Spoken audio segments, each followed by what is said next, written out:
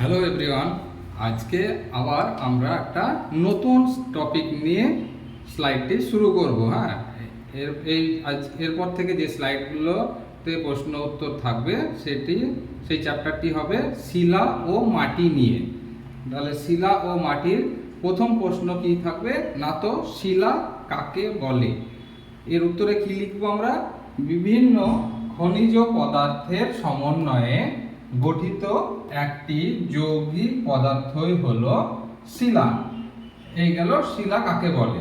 এর পরবর্তী প্রশ্ন যে শিলা কয় প্রকার ও কি কি। তাহলে এখান থেকে আবার আমি লিখতে শুরু করলাম। শিলা কয় প্রকার না, তো এটা লিখবো 3 প্রকার। 3 প্রকার কি কি না, তো 1 নাম্বার দেব আগ্নেয় শিলা।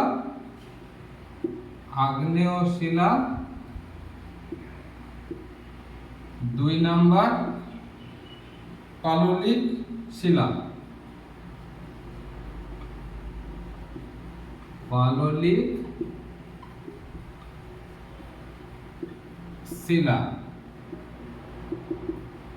আর 3 নাম্বার কি লিখবো না, তো রূপান্তরিত শিলা।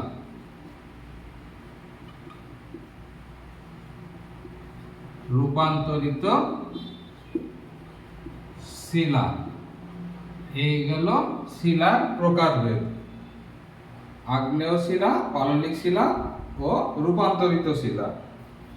তাহলে এরপর থেকে আমরা এই শিলার ব্যাপারগুলো নিয়ে প্রশ্ন উত্তর করব। প্রথম এইখানে 3 ভাগের প্রথম ভাগটি হচ্ছে আগ্নেয় শিলা। তাহলে আমাদের 3 নাম্বার প্রশ্নটা কি হবে?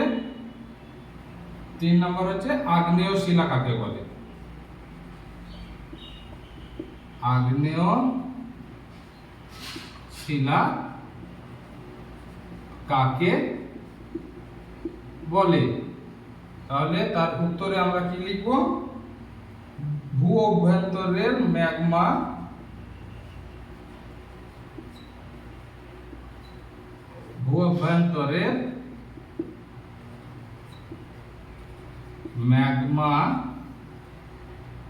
ভূপৃষ্ঠে বেরিয়ে এসে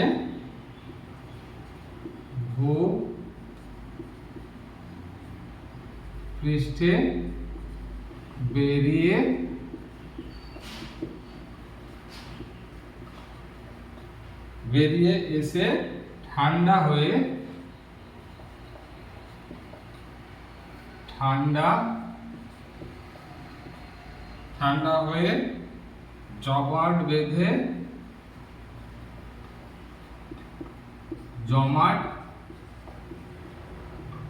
জমাট বেঁধে যে শিলা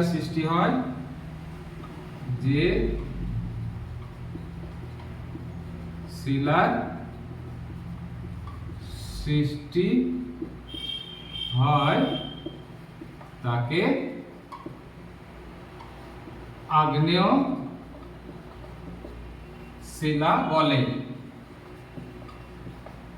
আগ্নেয় শিলা বলে। যেমন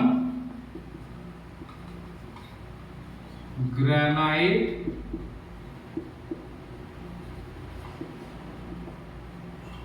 ব্যাসল্ট। এই দুটো উদাহরণও আমরা দিয়ে নিলাম।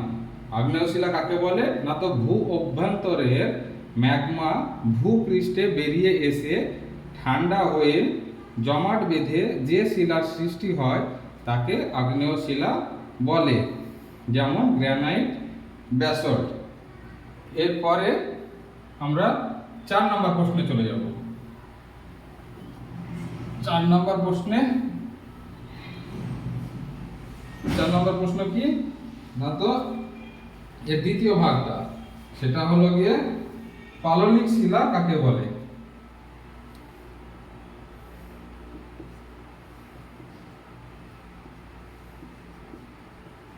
পাললিক শিলা কাকে বলে? তো উত্তরে কি লিখবো না, তো বহু বছর ধরে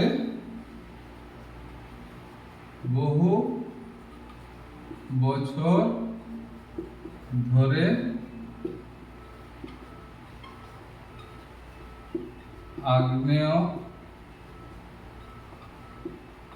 আগ্নেয় শিলা বিভিন্ন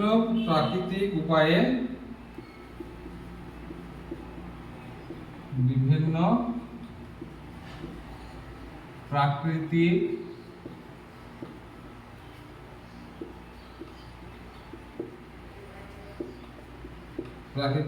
উপায়ে ক্ষয় হয়ে ছোট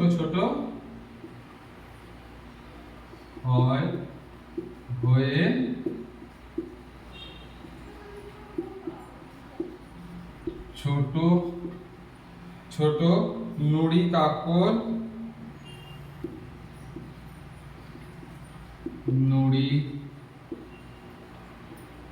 কাকর বালিতে পরিণত হয়।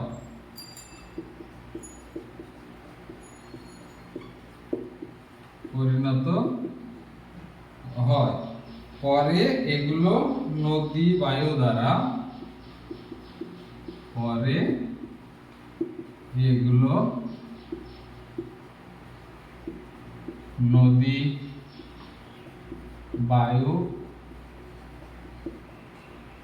দ্বারা প্রবাহিত হয়ে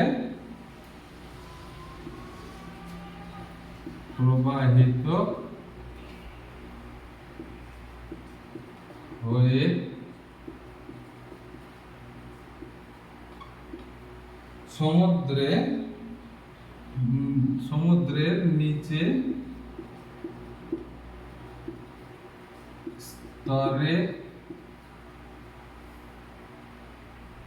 স্তরে জমা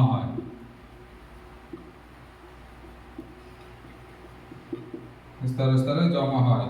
বহু বছর পরে এগুলোই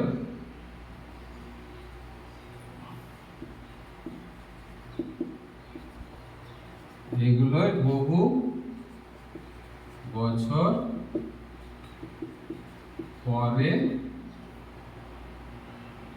পরে শক্ত হয়ে তৈরি হয়।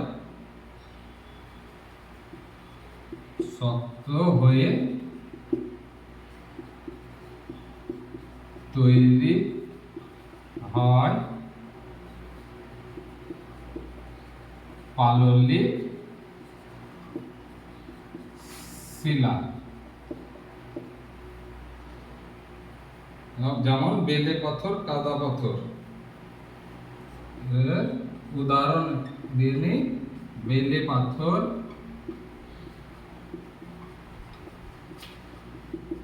কাদা পাথর।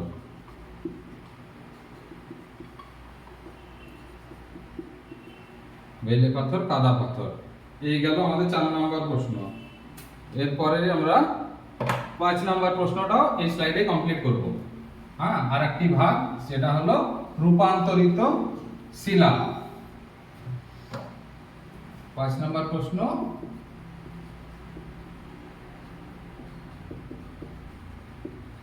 রূপান্তরিত শিলা কাকে বলে? তার উত্তরে আমরা কি লিখব? আগ্নেয় ও পাললিক শিলা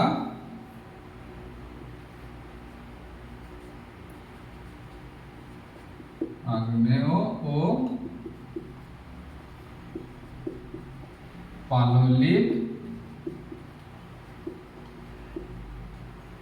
শিলা ভূগর্ভের তাপে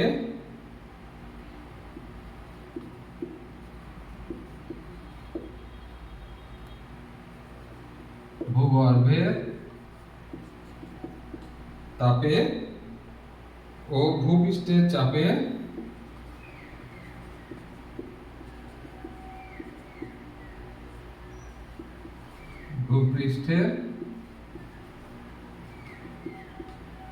চাপে অনেক সময়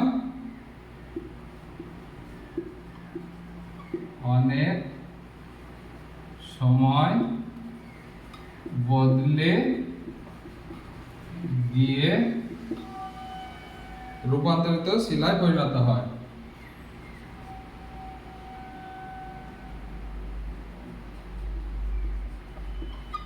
রূপান্তরিত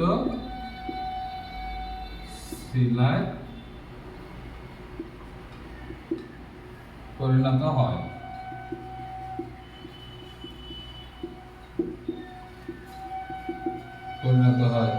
এই শিলা সহজে ভাঙে না। এই শিলা সহজে ভাঙে না।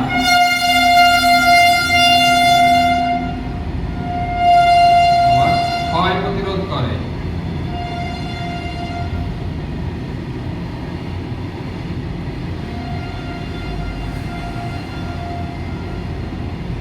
প্রতিরোধ করে।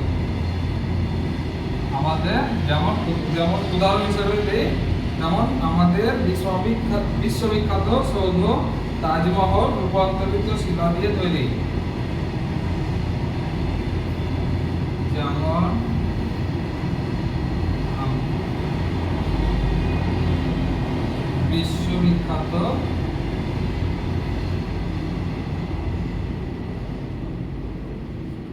বিশ্ববিখ্যাত সৌধ তাজমহল রূপান্তরিত শিলা দিয়ে